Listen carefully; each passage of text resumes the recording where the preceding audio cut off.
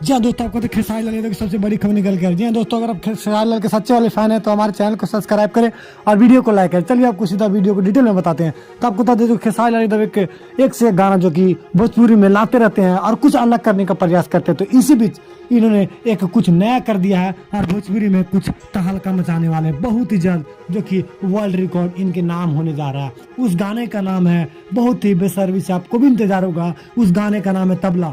तबला जो कि कुछ अलग तरीके से रिकॉर्ड किया गया है और इसका जो कि वीडियो भी है वो भी काफ़ी हट के सभी भोजपुरी गानों में से अलग किया गया है, जो कि पूरा वर्ल्ड रिकॉर्ड बनने वाला है। ये कुछ दिन में जो कि ट्रेंडिंग में जाएगा। इसे लोग काफ़ी ज़्यादा उत्साहित होकर देख रहे हैं और सोशल मीडिया पे काफ़ी ज़्यादा ये गाना वायरल हो रहा है। और खेसारी लाल इससे ज़्यादा काफ़ी ज़्यादा खुश हैं और लोगों से भी लाइव में बात किए हैं, लाइव में बोले हैं कि हमारा गाना बहुत ही जल्द ट्रेंडिंग में जाएगा और ये वर्ल्ड रिकॉर्ड बनाएगा, जो कि आज तक हमने भोजपुरी गाना ऐसा कभी नहीं गाया था, जो कि हमने ऐसा कुछ कर दिया है और कुछ अलग करने का प्रयास किया है। तो आप खेसारी लाल से कितने सच्चे में अगर फैन हैं तो उनके, तो आप वीडियो को लाइक करें और चैनल को सब्सक्राइब करें और कमेंट जरूर दें कि क्या वीडियो आपको सही लगा, गलत लगा।